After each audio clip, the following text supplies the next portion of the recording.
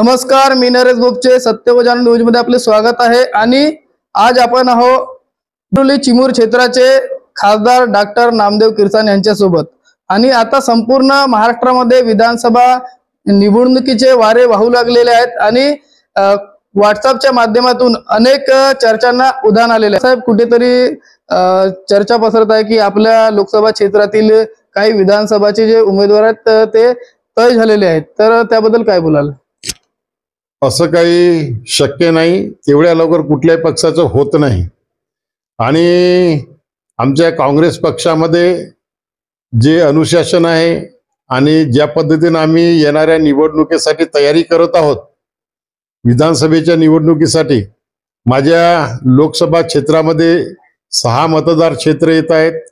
6ही मतदार क्षेत्रामध्ये आमची तयारी चालू आहे आणि काँग्रेसचे उमेदवार निवडून येतील याच्यासाठी आम्ही प्रयत्नशील आहोत।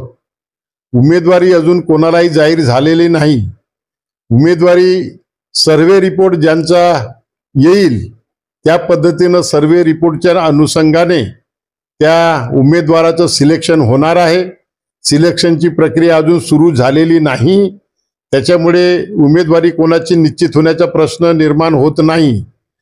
जेव्हा सर्वेचा रिपोर्ट येईल आणि त्याचा अभ्यास होईल आणि कोण योग्य आणि कोण निवडून येण्याची कॅपॅसिटी ठेवतो त्या अनुषंगाने त्यांना उमेदवारी देण्याचं काम यावेळेस होणार आहे। आपल्यासोबत होते डॉक्टर नामदेव किरसाण या क्षेत्राचे खासदार आणि त्यांचे बोलणं असं आहे की अजूनही कोणालाही माझ्या लोकसभा क्षेत्रामध्ये विधानसभाची तिकीट निश्चित झालेली नाही आहे आणि एवढ्या लवकर कोणत्याही पक्षाची उमेदवारी ही जाहीर होत नसते असे त्यांचे बोलणे आहे।